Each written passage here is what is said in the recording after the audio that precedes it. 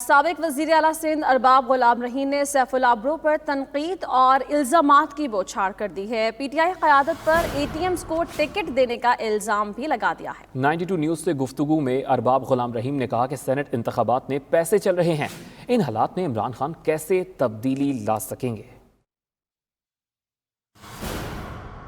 Elections उसी तरह से हाईजैक और रिग हो रहे हैं और पैसे चल रहे हैं। इस सिस्टम में मुझे नहीं लगता कि खान साहब कोई तब्दीली ला सकेंगे। मेरे ज़माने में अल्ताफ़ उन्नड़ के पंटर थे, उसके बाद हमसे चेंज करके चले गए पीपल्स पार्टी में, सारे ठेके उनको ही मिलते थे, उसके बाद वो चले गए पीटीआई में। तो क्या पीटीआई के इमरान खान साहब को पता नहीं चल रहा है कि करप्ट आदमी है।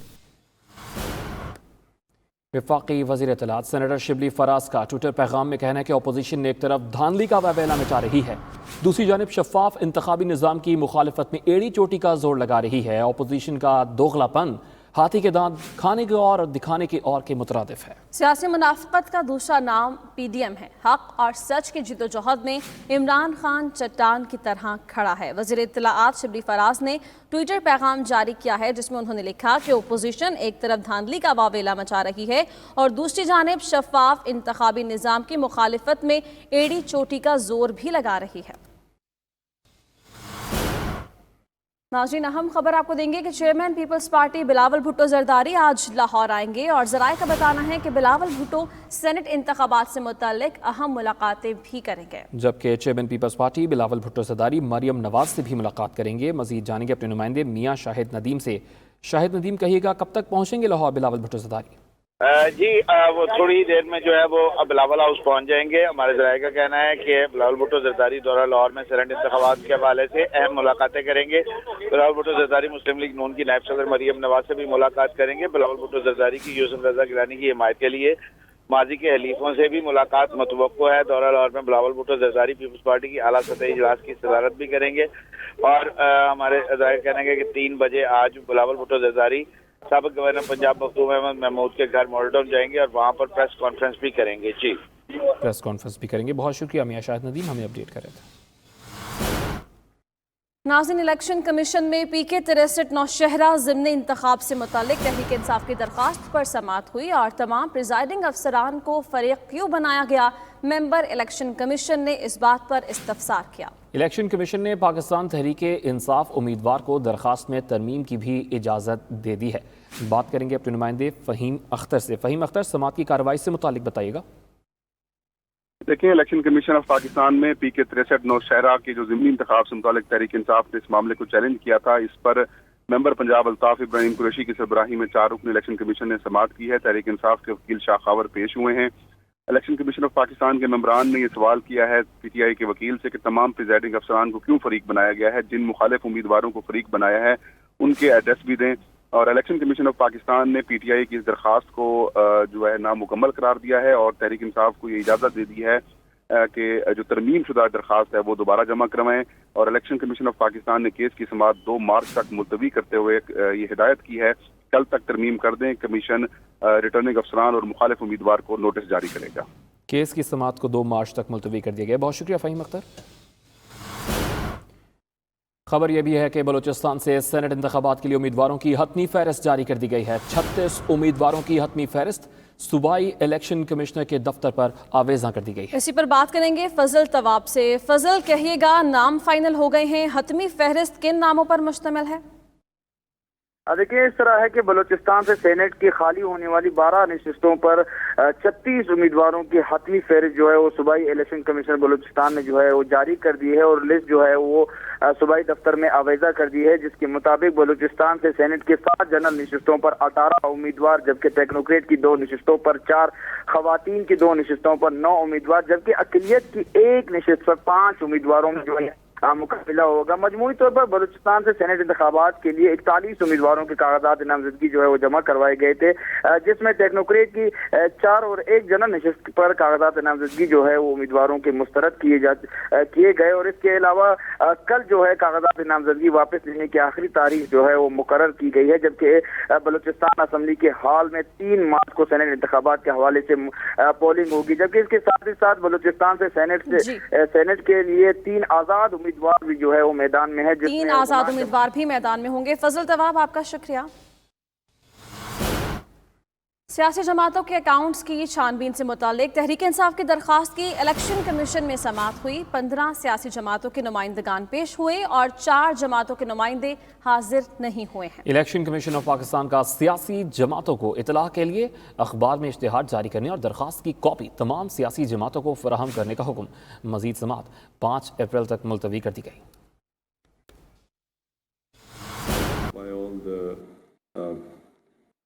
Remarks made about me by your former cricketers, who I played several times over my cricketing career. So I want to thank them, and actually really I feel humbled. There were some of the things that were said. I want to thank you also, Mr. Speaker, for saying nice things about me. So thank you very much. And then I'm again honored that you have asked me to open this sports center, high performance sports center. But today, in front of my ex-colleagues, I just want to say a few things. You see, number one, sports teaches you something which you do not learn in any university or any school. Because the idea of competing in sports is to prepare you for life, for struggle in life. The problem is that some sportsmen, when they finish their sporting career, they live in their comfort zone. They do not want to take any more challenges. And the entire experience of struggle on the sporting field, which is taught to you, is lost. Because the moment you do not take on any other challenges means that that experience which you've learned how to struggle is gone. So let me just say one thing. What did sports teach me? Sports taught me that it was not the most talented player that became a champion. It was the player who had that ability to take the knocks, who knew how to take defeat, who was not demoralized by defeat, but who learned from the bad times. Because in life, whatever you do, life is never in a straight line. It's in cycles. You will have your ups and downs in whether it is education, whether it is in business, and as Arjuna would know, in politics. It's a cycle. You have your good and your bad times.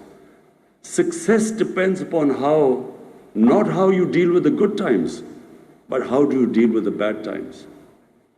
In sports, no one has ever become a champion who has not learned how to cope with when that defeat comes, when you fail.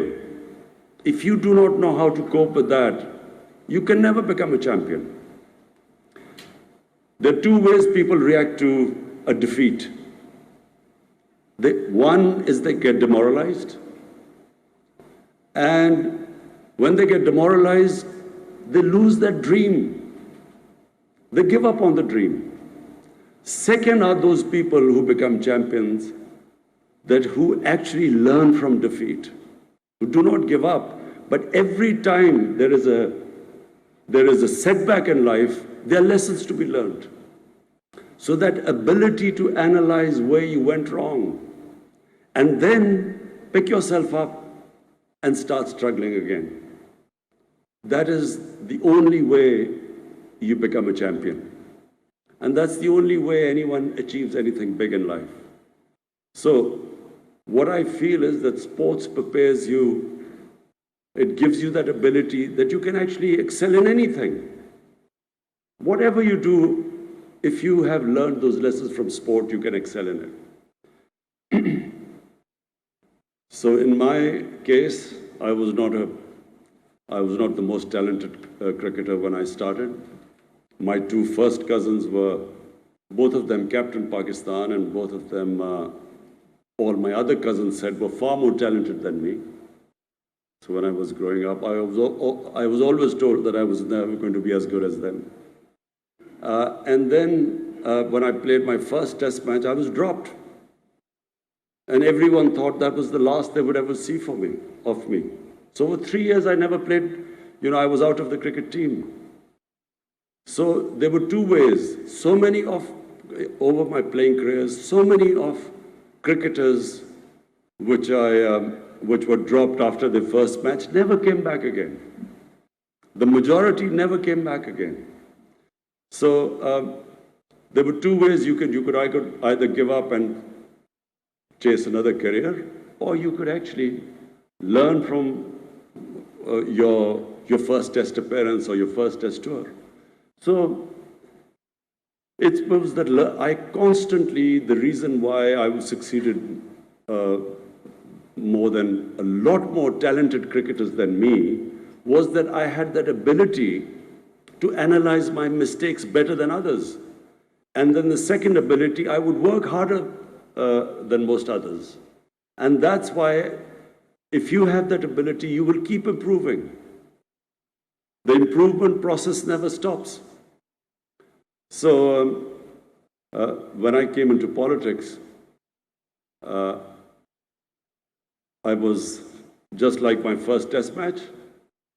My party never got one seat. We were wiped out. And, everyone wrote my obituary in politics. They said, this is the last you will ever see of him. And I became the butt of all jokes in the political circles. And I must say I was very naive politically. So I became butt of all the jokes for not 1 year, 2 years, 5 years. For almost 14 years, people laughed at me. They always thought that this guy will never ever make it. Because I took the untrodden path. I didn't join a political party. I didn't join a group of old politicians and then form a party. I started alone, with no political background, with no politicians, no established politicians, but they wouldn't join me anyway because they thought I had no chance of winning. So I started with very few people, and for 14 years, Arjuna, message for you. For 14 years I was alone with very few people and butt of all the jokes, and no one thought I would win. So it was the lessons I learned in cricket that helped me in politics. The key lesson is that you only lose when you give up. As long as you don't give up, no defeat cannot make you lose. It's just a way of strengthening you. There's a verse which I've always followed since I was a boy. It is one of our greatest poets wrote this little verse, which said, it refers to the eagle or to the hawk who's flying way above everyone else. And it tells the hawk, he says, "Oh hawk, don't be scared of the force of wind that hits you. It's only meant to make you fly higher. Because when you have resistance, the Almighty has made us human beings such that the moment we face resistance, if we stand up to resistance, we get stronger." We in Islam believe that the human being was made by the Almighty God, even above angels. And we in Islam believe that when Satan was banished by God from heavens, it was the reason why Satan refused to bow in front of man. While all angels bowed in front of man, Satan refused. Because he said, I'm made of fire, I'm superior to him.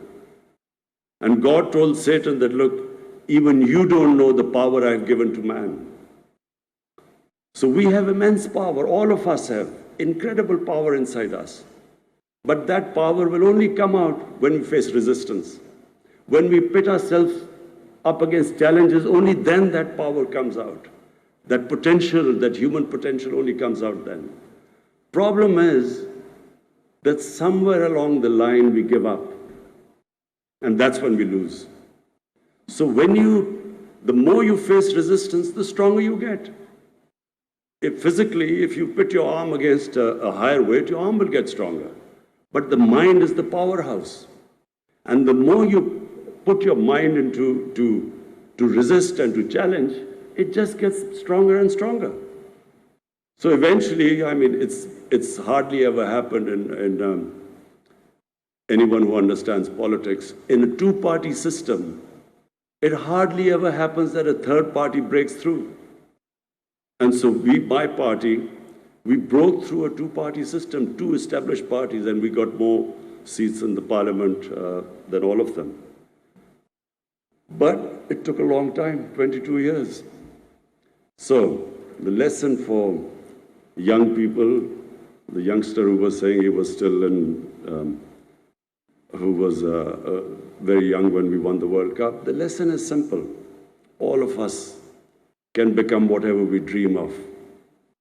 We should never stop dreaming.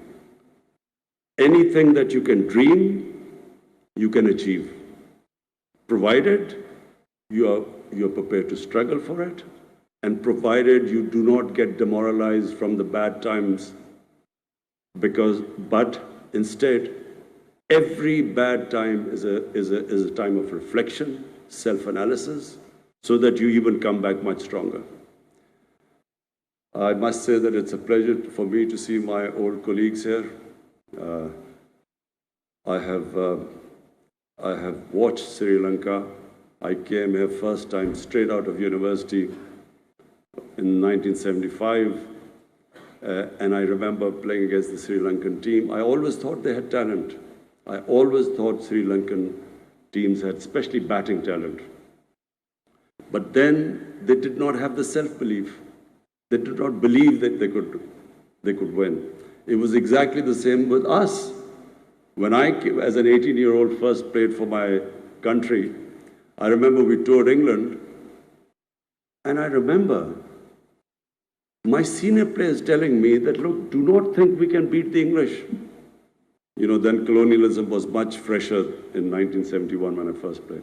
They said, you know, we've just come here to learn. My own senior players were saying, do not think we can beat the English. And as it happened, a series which we should have won, we snatched defeat from the jaws of victory because we didn't have self-belief. So I remember in '75, Sri Lanka faced that same problem. And gradually I saw the team evolve, develop self-belief, and I must say I commend you, Arjuna, because you were the one who actually instilled in them that grit, determination, self-belief, and we were all very pleased to watch you win the World Cup in Lahore. Again, thank you for you honoring me today.